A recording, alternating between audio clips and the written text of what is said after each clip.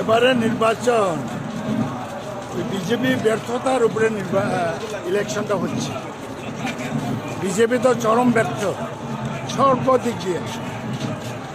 সেই কারণে ত্রিপুরার রাজনৈতিক সচেতন মানুষ এবং উচিত শিক্ষা দিবে। এবং আপনারা দেখেছেন একসময় কংগ্রেস সরকার ছিল, এমপিতে কিন্তু সিপিএমকে দিয়ে দিত, সেই দশরথ দেব আর বীরেন্দ্র। সেই রকম হতে পারে, দুর্নীতি আছে আর প্রমাণ। প্রতিদিন সরকারি দপ্তরের টাকা লুট হচ্ছে। সেই কারণে আমরা বিশ্বাস রাখি রাজনৈতিক সচেতন ত্রিপুরার মানুষ সঠিক দিশা দেখাবে। আপনারা কি মনে করছেন ফ্রি অ্যান্ড ফেয়ার ইলেকশন হবে? ফ্রি অ্যান্ড ফেয়ার ইলেকশন কষ্ট আছে। এর আগেও গত লোকসভার নির্বাচনেও 600 উপরে পোলিং সেন্টারে রিগিং করেছিল, যা ভারতের ইতিহাসে বিরল ঘটনা। দেখা যাক, আমরা রেসিস্ট করব। মানুষ তৈরি আছে ভোট দেওয়ার জন্য। প্রশাসন গতবারের যেটা বিরুদ্ধে বললেন, গতবারের লোকসভা ইলেকশনে যেভাবে প্রহসন করেছে, 600 উপরের বুথে আপনার রিগিং করেছে। কিছু বুথে রি-ইলেকশনের অর্ডার হয়েছিল আমাদের প্রেসার ইলেকশন কমিশন, কিন্তু সবগুলিকে দেয়নি। এবার মানুষ ঐক্যবদ্ধ সংঘবদ্ধ, বিজেপি লড়াই করছে প্রতিষ্ঠান দিয়ে, আপনার CID, ED, income tax, election commission, এগুলিকে সঙ্গে নিয়ে। আর মানুষ আছে ইন্ডিয়ার সঙ্গে, বা মানুষের সঙ্গে নরেন্দ্র মোদীর জোট, যেটা নরেন্দ্র মোদীর সঙ্গে মানুষ নেই। নরেন্দ্র মোদীর সঙ্গে এখন যুক্ত হয়েছে সিবিআই, ইডি, এগুলি নিয়ে। আর কংগ্রেস লেড এনডিএ ইন্ডিয়া, সেটার সঙ্গে আছে মানুষ। মানুষ নিশ্চিতভাবে গণতন্ত্র এবং সংবিধান রক্ষার জন্য এই ইলেকশনের জবাব দেবে, এবং আমি বিশ্বাস করি এখানে হারবে দুটো সিট বিজেপি।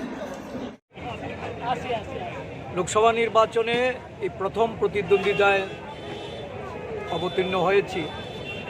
রাজ্যবাসী শুভেচ্ছা, তাদের গণদেবতাদের আশীর্বাদ নিয়ে আজকে মনোনয়ন জমা দিয়ে গণতন্ত্রের যে লড়াই, এই লড়াইটাকে শক্তিশালী করতে সমগ্র দেশের সঙ্গে আমাদের রাজ্যেও মানুষ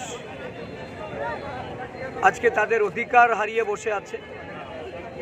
ভয়, ভীতি, সন্ত্রাসের মধ্যে দিয়ে এই রাজ্যের বিজেপি দল ক্ষমতা কুক্ষিগত করতে চাইছে। সাধারণ মানুষ প্রতিবাদী হয়েছে। আসন্ন নির্বাচনে তার প্রতিফলন ঘটবে। আমি একজন জাতীয় কংগ্রেস দলের ইন্ডিয়া জোটের প্রার্থী। আমি সকলের আশীর্বাদ চাইছি। স্যার, আজকে কানাইয়া কুমার আসার কথা ছিল। এটাও নিশ্চয়ই 5 বছর শেষে আর একটা নির্বাচন, নতুন সরকার তৈরি হবে, বিভিন্ন দল বা জোটের তাদের কর্মসূচি রূপায়িত হবে। কিন্তু এবারে নির্বাচন শুধু নতুন সরকার তৈরি করার সেই ভোটের মধ্যে সীমাবদ্ধ নেই। একদিকে হলো আমরা ইন্ডিয়া ব্লক, দেশপ্রেমিক এবং যারা দেশ রক্ষার দেশভক্ত মানুষের জোট। আরেকদিকে হলো যারা দেশকে লুট করছে।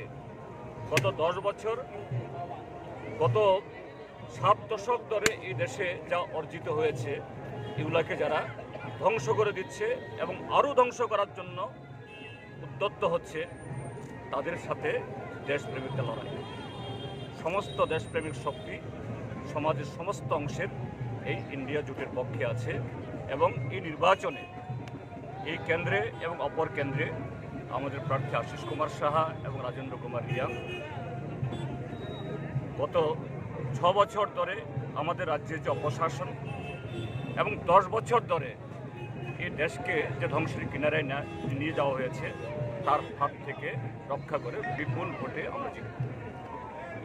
मुद्दा है उसके बारे में थोड़ा बात। मुझे लगता है कि 10 साल से केंद्र में एक सरकार चल रही है। उस सरकार में लगातार अन्याय हुआ है, युवाओं के साथ हुआ है, महिलाओं के साथ हुआ है, किसानों के साथ हुआ है, मध्यम वर्ग के साथ हुआ है, श्रमिकों के साथ हुआ है, उन लोगों के साथ हुआ है जिनकी हिस्सेदारी बहुत कम है और जिनकी संख्या बहुत ज़्यादा है। हमारा पूरा जो चुनाव है और हमारे घटक दलों के साथ मिलकर जो हम चुनाव लड़ रहे हैं, हम न्याय की बात कर रहे हैं। महिला के साथ न्याय होना चाहिए, किसान के साथ होना चाहिए, युवा के साथ होना चाहिए, श्रमिकों के साथ होना चाहिए, दलित, शोषित, वंचित, आदिवासी, पिछड़ों के साथ न्याय होना चाहिए।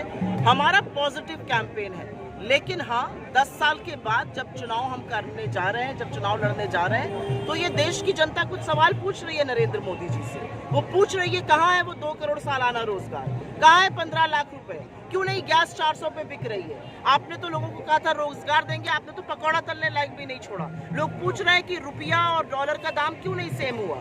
लोग पूछ रहे हैं 100 स्मार्ट सिटी कहाँ है। लोग पूछ रहे हैं किसान की आय कब दोगुनी होगी। इस देश की स्थिति इतनी भयावह है कि हर घंटे 2 किसान और 2 युवा बेरोजगारी की वजह से अपनी जान ले रहे हैं, लेकिन सरकार को कोई फर्क नहीं पड़ता है। हम, हमारे घटक दल, हमारे प्रत्याशी इन्हीं बातों को लेकर जनता के बीच में हैं। हमारा एक प्लान है और उसी को आगे लेकर हम बढ़ रहे हैं। मैडम थोड़ी देर